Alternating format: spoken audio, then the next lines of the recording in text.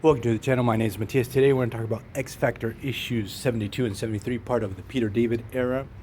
During this time, we had the change of lineup to the team, so we have Havoc as the team leader, Polaris, Strong Guy, Multiple Man, and Wolfsbane. It's a pretty kick-ass team that, when I was reading this title the other day, I realized that this series would not fly nowadays because the whole team is white. I didn't realize this. I had this nagging feeling that something wasn't right when I was reading the story, but then I realized, oh my god, I had this knee-jerk reaction. It's scary because you don't realize that you've become indoctrinated. But that aside, yes, this is like the least diverse X team ever. I really don't care about the ethnicity or the race of the characters that I'm reading as long as I have a good story or their sexual orientation. And I have to say that Peter David did a fantastic job on this series. So the story starts off with X Factor. They're being revealed as to be the follow-up team to Freedom Force. They're a mutant team, obviously. They're a task force for the government that's going to resolve mutant problems. And before I move on, I have to say Larry Stroman's art is fantastic. It's very stylized. I really love the uniforms for the whole team. I love how he draws women's hair and his design for Strong Guy. Even though he didn't invent that particular design, he perfects it.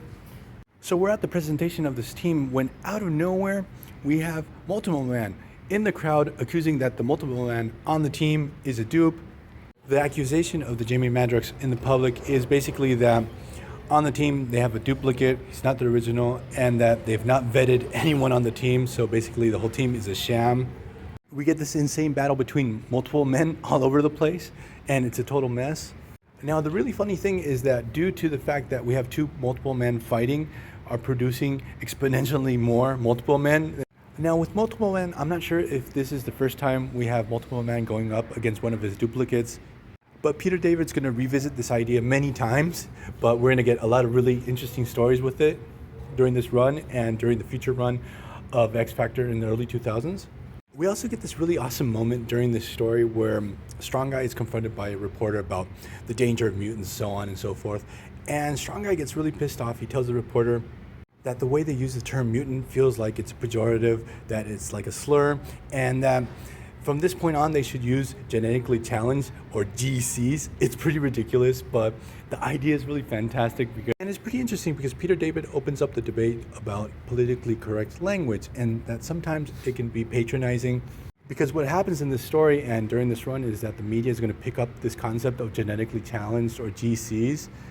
And this is going to rub every single member of the team the wrong way. They're going to get really pissed off with Strong Guy over this.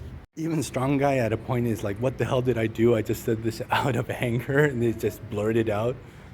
So let's get back to the battle. The whole presentation of the team to the world is a total fiasco. We get this battle between the multiple men. They're both captured, and now the team has to find out which one is the original, but we're going to see that in a future story, in a future video. So hope you guys like this video. See you guys next time.